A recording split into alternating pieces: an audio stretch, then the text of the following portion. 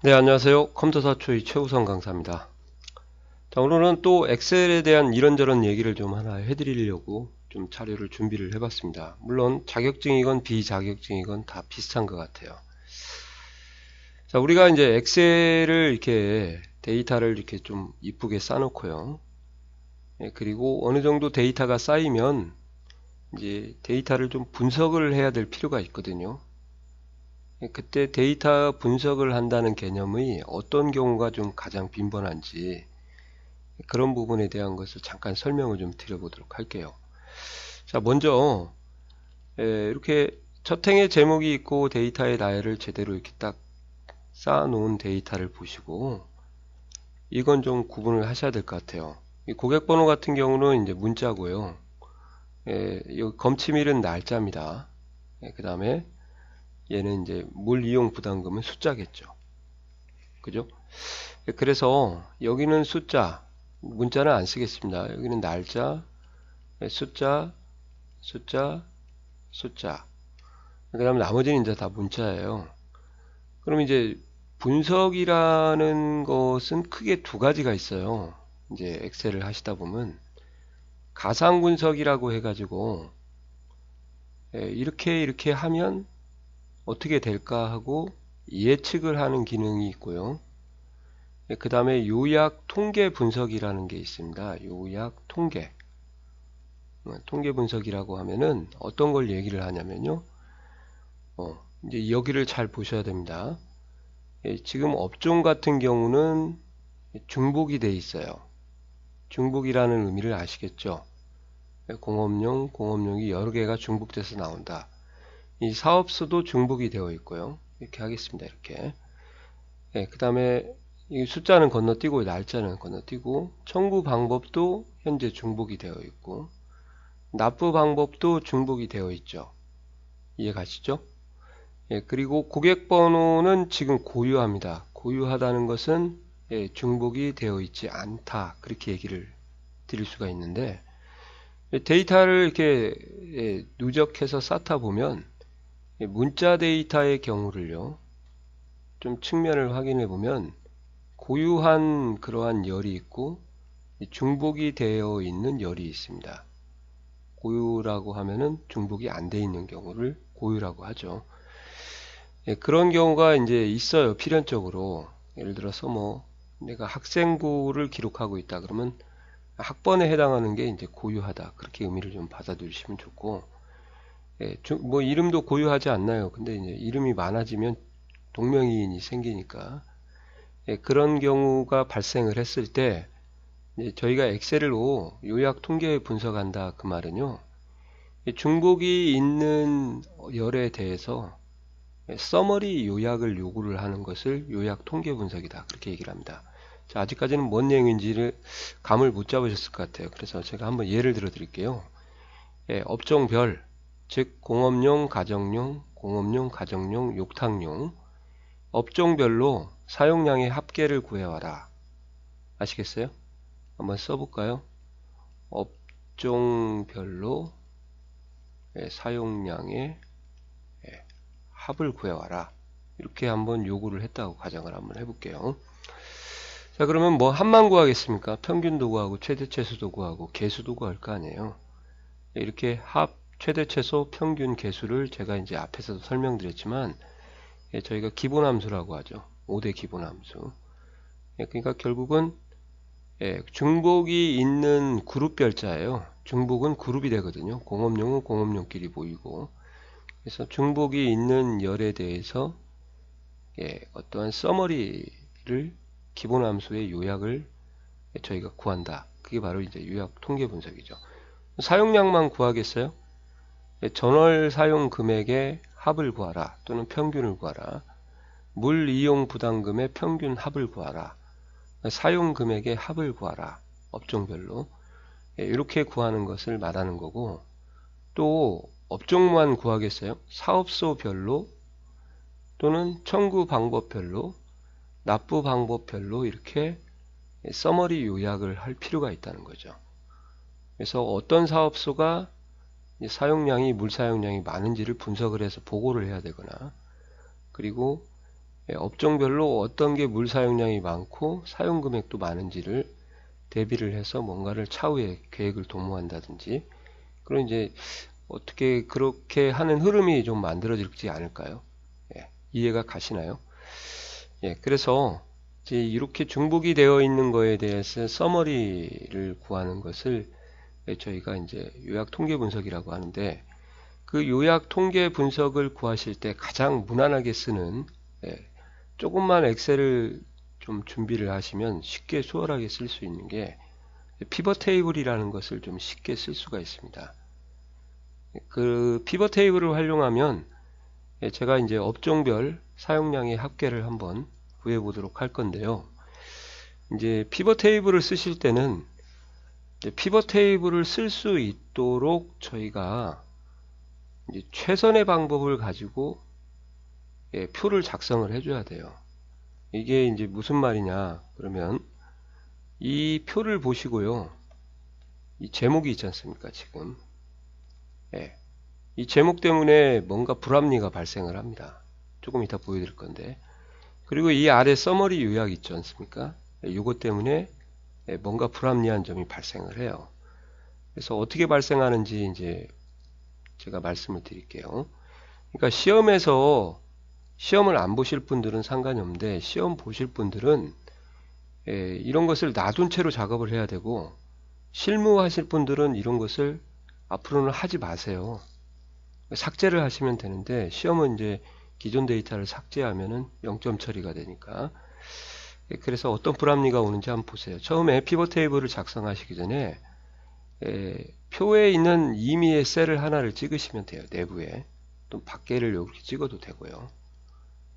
아니면 전체 범위를 다 잡든지. 그러면 이렇게 하나를 찍고 삽입에 피벗 테이블을 들어가시면, 다시요. 아무데나 찍고 삽입에 피벗 테이블을 가시면 얘가 범위를 이렇게 확대를 하게 됩니다. 알아서. 그때 이제 이러한 범위가 들어가시면 안 된다 그 말이에요. 아시겠어요? 왜 안 되는가 일단은 넣어보고, 또 가끔 제목들이 이렇게 있을 때는 제목을 타고 위로 올라가 들어가는 경우도 있어요. 엑셀의 특징은 첫 행만 제목으로 인식하고 그 외에는 값으로 인식을 하기 때문에, 데이터로. 그래서 이런 데다가 타고 들어가는, 그러니까 이런 부분을 이제 이렇게 하시면 뭔가 불합리가 생긴다는 걸 한번 보여드리도록 할게요. 자, 이렇게 다 잡았다. 그리고 이제 기존 워크시트에다가 여기다 피벗을 한번 딱 만들어 보시면 이렇게 뭐라고죠? 피벗 테이블 이름이 잘못되어 있습니다. 그러니까 맨 위에를 제목으로 인식하니까 제목이 없는 게 두 개가 이렇게 생기다 보니까 문제가 발생하는 거죠. 그러니까 제목이 없다 그러면은, 열 제목이 없다 그러면 어떤 걸 가지고 구분을 해야 될지 모르는 거예요. 사람도 모르는데 컴퓨터는 하물며 더 모르겠죠. 그러니까 이런 부분을 조심하시고, 또 이런 부분이 들어가면 어떻게 되는지 또 한번 보시겠습니다. 확인 한번 해볼게요. 이렇게 하면 이제 다시 한번 해볼게요. 소스 범위를 잡고 여기를 좀 지우고 다시 하겠습니다. 27에다가 이렇게 이제 그렸는데, 자, 일단 행 레이블로 뭐가 잘못됐는가만 보여드릴게요. 업종을 딱 끌게 되면 비어있음이 이렇게 나옵니다. 비어있음. 왜 비어있음이 나오냐? 지금 현재 제가 피벗 테이블 소스로 활용한 부분이 값만요, 이렇게 들어가는 거죠. 원래 엑셀에서는 셀 병합을 하게 되면 좌상기에 값만 있고 나머지는 비어있는 걸로 인식을 하거든요. 그러니까 비어있음이 있기 때문에 비어있음으로 나오는 거예요. 이렇게 하면 이제 삽질한다 그렇게 얘기를 하죠. 그러면 이제 전체 범위를 잡고 딜리트로 지울 거예요. 자, 이제 두 번째는, 그럼 과연 이걸 할 때는 어떻게 해야 됩니까? 그러면 지가 알아서 확장하던데요. 그럴 때 이제 범위를 이렇게 잡아 주셔야겠죠. 실무는 이렇게 하지 마세요. 그러면 이제 삽입에 가서 피벗 테이블에 가서 기존 워크시트 커서 찍고 여기다 이렇게 만드시면은 이렇게 이제 만들어지죠. 자, 이제 업종을 끌어서 보면 이렇게 안 나오게 되는 거죠. 그죠? 자, 그래서 이제 여기에 대한 얘기를 좀 해드리려고요. 자, 이 핵 레이블과 열 레이블에 대한, 그 다음에 보고서 필터에 대한 거하고 시그마 값이 이렇게 레이아웃이라고 합니다. 그래서 일단 이 핵 레이블과 열 레이블로 끌게 되면, 보세요. 중복이 제거가 돼요. 뭐가 제거가 된다고요? 중복이 제거가 됩니다. 그래서 한 번씩만 나오게 되는 거죠. 한 번씩만. 열 레이블도 중복이 제거돼요. 이 레이블이 원래 제목입니다. 제목. 그래서 우리가 표를 그릴 때 핵 레이블이라는 개념은 이 천열에 있는 제목들을 저희가 이제 핵 레이블이다 그렇게 얘기를 하고요. 그 다음에 첫 행에 있는 제목들을 우리가 뭐라고 그래요? 열 레이블이다. 그래서 이것은 열인데 세로의 개념이 아니라 세로의 개념이 아닙니다. 나열 방향이 아니고 첫 행에 있는 제목 이것을 말하는 거고 열 레이블이요. 핵 레이블은 가로 방향이 아니라 천열에 있는 제목을 의미한다는 거 좀 주의하시기 바랍니다. 자, 이 상태에서 제 말이 맞죠? 중복이 제거돼서 4번만 나오는 거잖아요. 그러면 얘를 끌어서 열 레이블로 이렇게 옮겨도 되고 밖으로 빼면 사라져서 다시 한번 끌어도 됩니다. 이렇게. 자, 이번에는 열 레이블로 한번 가볼게요. 자, 제 말이 맞죠? 첫 행 제목이다. 그죠? 얘도 중복이 제거되지 않습니까? 이렇게 하나, 둘, 셋, 4개가 이해가시나요? 이런 식으로 해가지고 중복을 제거하는 곳이 핵 레이블, 열 레이블이고 그 다음에 아까 이렇게 요구를 했죠. 업종별로 물 사용량의 합을 구하라. 그러면 이렇게 시그마 값을 눌러서 이렇게 갖다 보면 이게 이제 이 서머리가 나온 거예요. 이렇게 아시겠어요? 이 서머리가 이렇게 나온 거니까 벌써 결론은 이제 요약 통계 분석이 끝났죠. 거기다 이제 차트까지 그리고 싶다 그러면 피벗 테이블을 선택하고 삽입에 묶은 세로 막대형으로 그리시면 이제 피벗 차트가 또 그려지는 거죠. 이렇게. 이 지금 하신 동작이 이제 뭐예요? 피벗 테이블로 이용한 요약 통계 분석이다. 자, 이것을 이제 좀 함수로 하셔도 물론 상관은 없습니다. 함수로 해도 변화는 없지만 저희는 이제 피벗을 제가 보여드리게 한 거니까. 그리고 뭐 합계만 구하는 게 아니고요. 문자를 끌게 되면 숫자를 끌게 되면 이제 합으로 오고 문자를 끌게 되면 가정용이 7번, 공업용이 4번 이렇게 조사가 됐다. 그러니까 전체 레코드의 개수까지도 이렇게 판별을 20건에다가 각각의 7건, 4건, 6건, 3건이 되겠죠. 자, 그 다음 뭐 함수를 좀 바꾸시겠다. 그러면 뭐 여기 오른쪽 버튼 눌러서 값 요약 기준에 가시면은 원하는 아까 말씀드렸죠. 함수, 기본 함수라고 했죠. 평균으로 한번 바꿔 보실까요? 이렇게 해서 이렇게 하면은 이제 이게 평균이에요. 그러니까 가정용이 98 정도를 쓰고 공업용이 283, 상업용이 201, 육탕용이 352. 그러면 이제 가장 많이 쓰는 곳이 육탕용이라고 보시면 되겠네요. 다시 합계로 좀 바꿀게요. 자, 이렇게 해서 분석이 이렇게 끝나는 거죠. 이렇게. 근데 이제 이런 분석도 있지 않습니까? 업종별로 사용량의 합계를 구하는 게 아니라 업종별로 사업소별로, 그러니까 업종별 사업소별. 그러면 이제 가장 이상적인 건 뭐냐면요. 이렇게 사업소를 끌어서 이렇게 개수는 뺄게요. 너무 기니까. 이렇게 보여주는데 하나, 둘, 셋, 넷, 4개 똑같네요. 이런 식으로 보여지게 되면 보시는 것처럼 사업소별, 업종별 이렇게 2개가 되는 거죠. 그리고 참고로 여기에 있는 값을 195는 어떤 의미를 가지고 있냐? 남부이면서 공업용 이렇게 되는 거예요. 이걸 이제 교차라고 하죠. 교차, 크로스. 그렇게 해서 요거 자체가 이제 일종의 보고서고요. 이걸 보고서로 쓸 수는 없어요. 이런 것 때문에. 그래서 추가적으로 보고서 작업을 한 번 더 할 수도 있고, 급하면 이걸 인쇄를 할 수도 있습니다. 그래서 피벗 테이블은 원 데이터를 가공할 수 있게 해주는 일종의 가공된 테이블이다.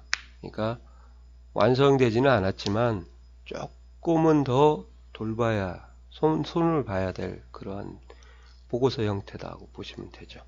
물론 뭐 피벗 테이블만 가지고도 뭐 보고서를 쓰시는 분들이 많으니까. 예. 그리고 여기 값이 없는 것은 중부는 공업용이 없는 거고요. 욕탕용도 서부가 없는 거죠. 이렇게 하는 것이 피벗에 대한 개념을 좀 제가 좀 잡아드리려고 이렇게 설명을 좀 드려봤습니다.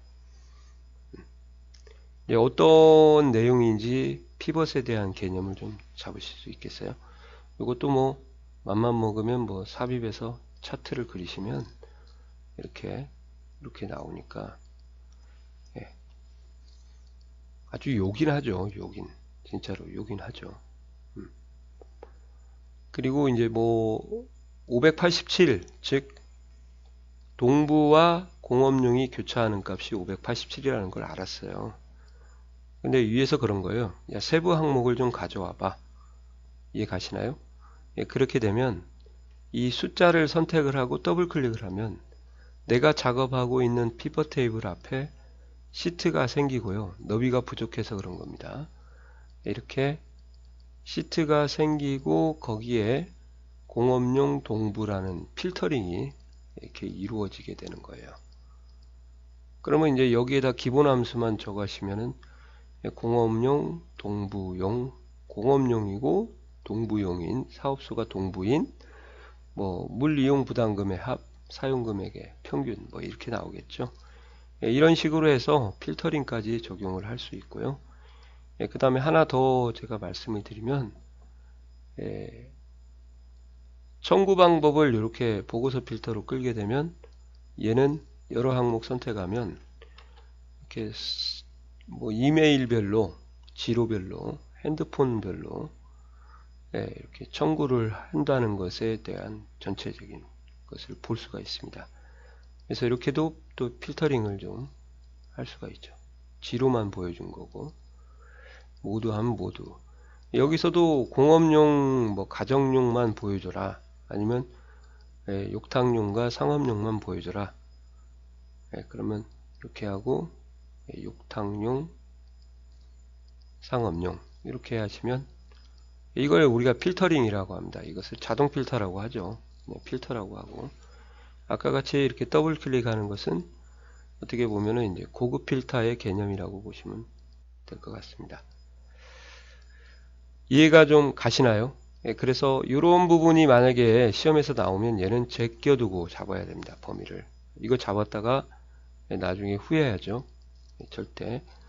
그리고 여기서도 마찬가지로 이렇게 데이터가 뭐 2000개가 있는 데이터도 마찬가지로 어떤 중복이 되어 있는 열의 값에 이렇게 평균이나 최대 최소 값을 요구할 수가 있고요.